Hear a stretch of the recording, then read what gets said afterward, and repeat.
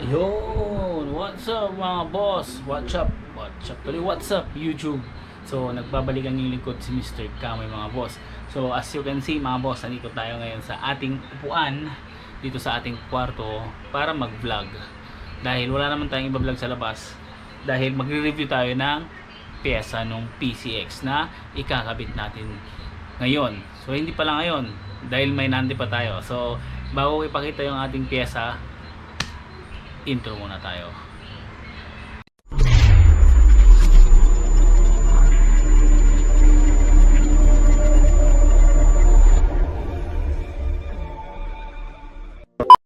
So, ayun natin. Yo yo yo. Yun. So, ang i-review natin for today's vlog mga boss, wala nang iba. Papakita ko sa inyo. Medyo bulky to at kailangan natin ng lakas. Oops. Yan, nakikita niyo ba yung box na to? Papakita ko sa inyo kung ano ang laman ng box na to.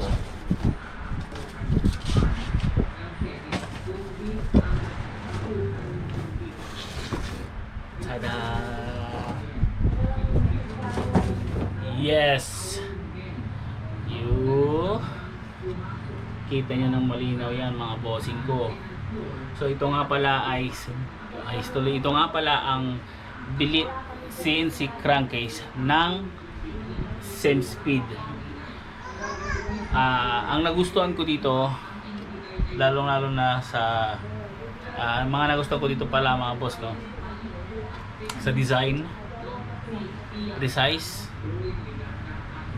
may heat sink or air vent pala. Di gaya ng ibang brand, hindi tayo magbabanggit kasi meron tayo nung brand na yon. So ito may air vent yan, which is hindi makukulob yung init dito sa loob. So papakita ko sa inyo na mas maayos at mas maganda. Teka lang. So ito siya guys, kita nyo. Ito yung sinasabi kong air vent. May mga billet o billet na walang heat sink.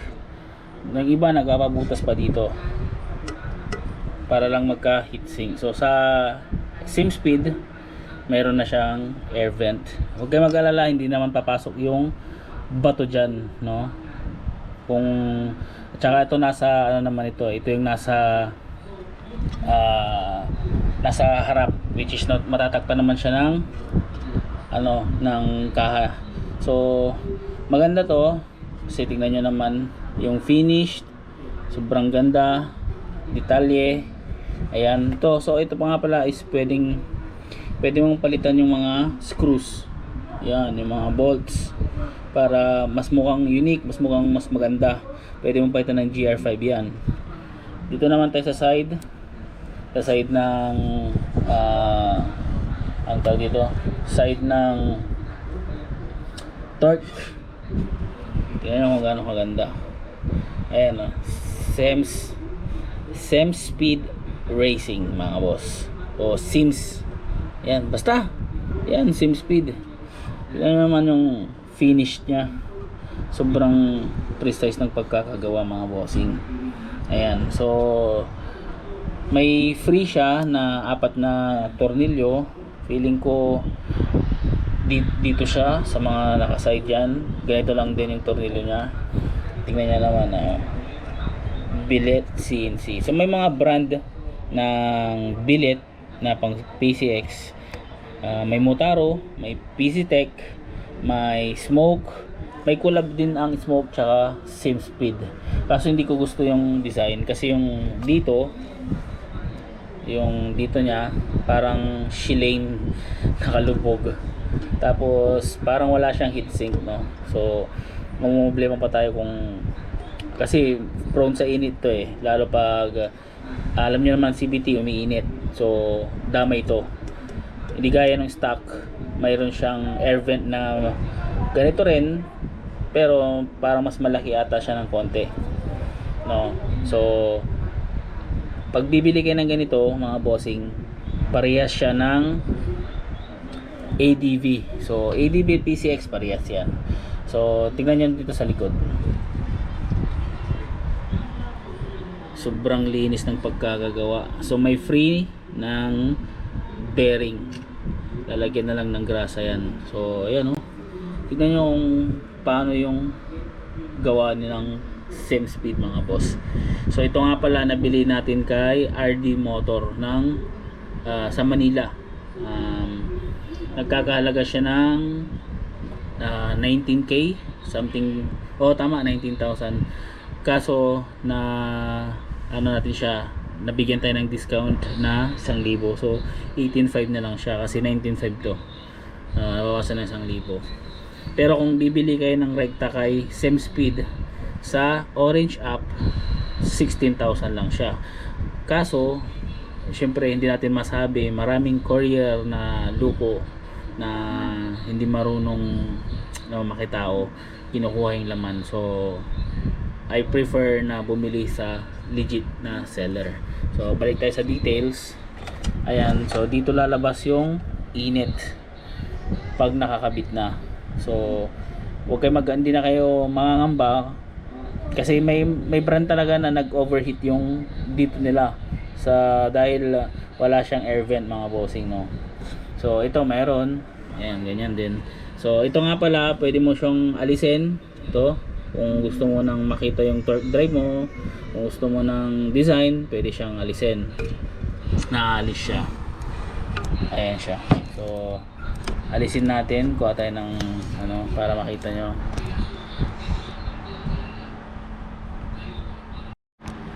So ito may tala tayong screw, ayan, alisin natin siya isa-isa. So ito nga palang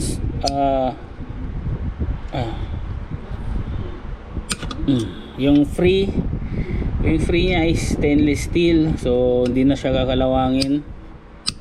Grabe, sobrang higpit. So tama lang na mahigpit to kasi pag hindi masisira lang.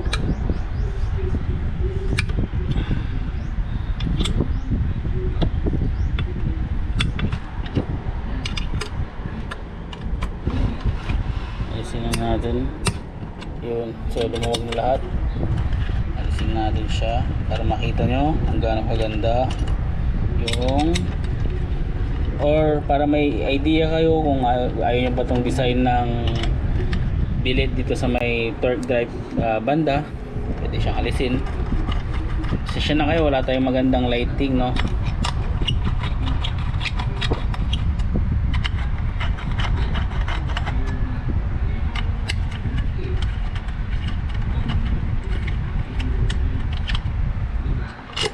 Ayan, so natatanggal siya mga boss, no. Pag gusto nyo nang natatanggal yung kung gusto nyo nang makita yung torque drive ninyo umiikot, or kung tinatamad kayong maglinis ng CVT kasi tatanggalin nyo pa yung cover, pwede itong tanggalin.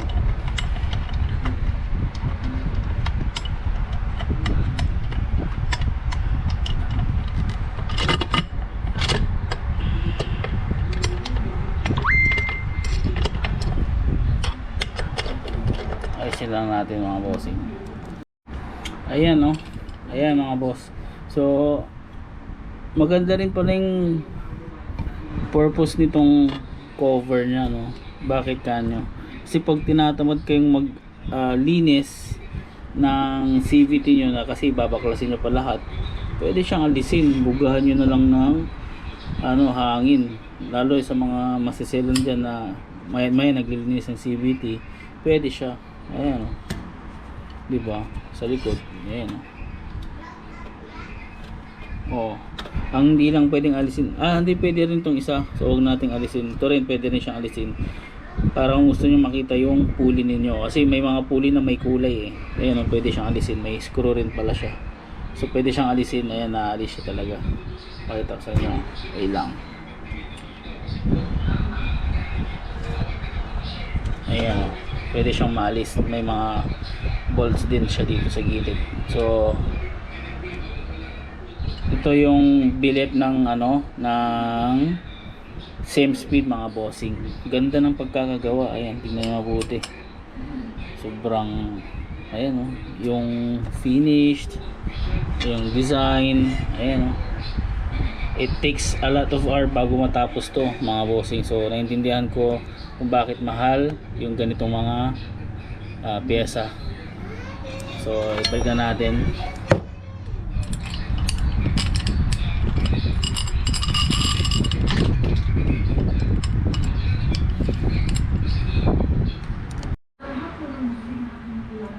So ito, once again, ito po ang SimSpeed billet CNC crankcase ng PCX. So pag bibili ka nito at wala kang makitang pang PCX mga boss, iisa lang po ang crankcase ng ADV 160 at PCX 160 mga boss. So nakita nyo na yung detail nito, wala nang dahilan para hindi kayo bumili if ever na magka-budget kayo mga boss, kasi sobrang ganda talaga nito. Kung may ganito lang yung mga, may ganito yung, kung ganito lang, I mean kung may budget lang tayo para sa Mio, why not? Kasi sobrang ganda talaga mga boss. Sobrang